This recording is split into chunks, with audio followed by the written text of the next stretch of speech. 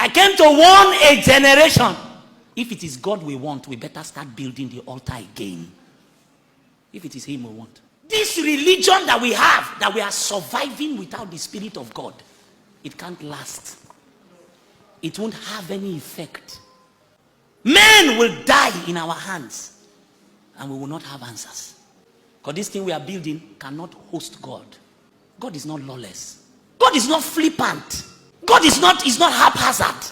He said, be ye holy, for I. If you want to be yoked with me, this is my nature, is holiness. It's not just that I'm pure and I'm clean. I am separate. I don't talk like other gods. I don't have anything in common with other gods. No standards anymore. Do you know what music is? Music has access to your mind, has access to your soul. Music should be part of your doctrine. But now young people, let me just give you a secret. When you find a Christian that is asking you questions like, show me where it's written in the Bible, that one is not Christ's slave. It's not under government.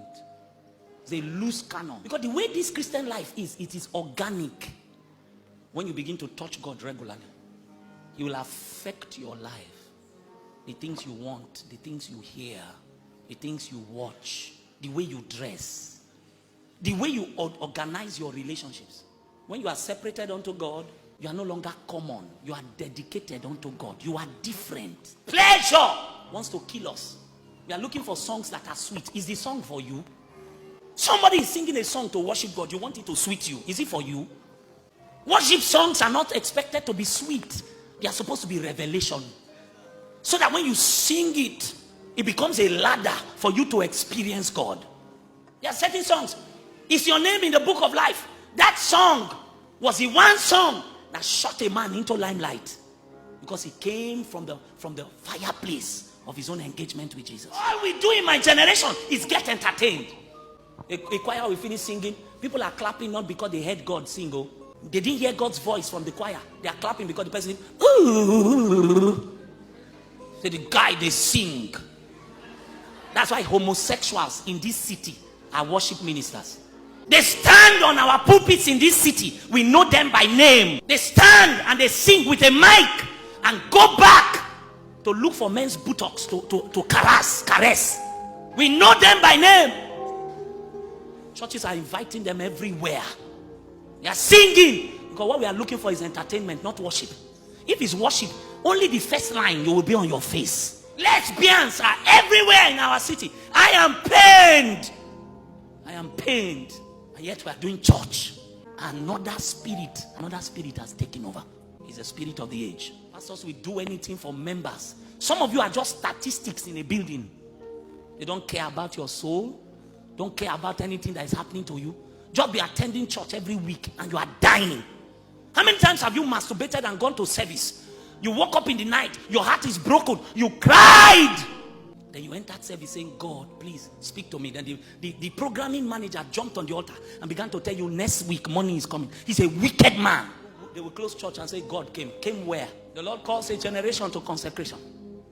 If not, we will live longer than our fathers. We will not have our fathers' stories.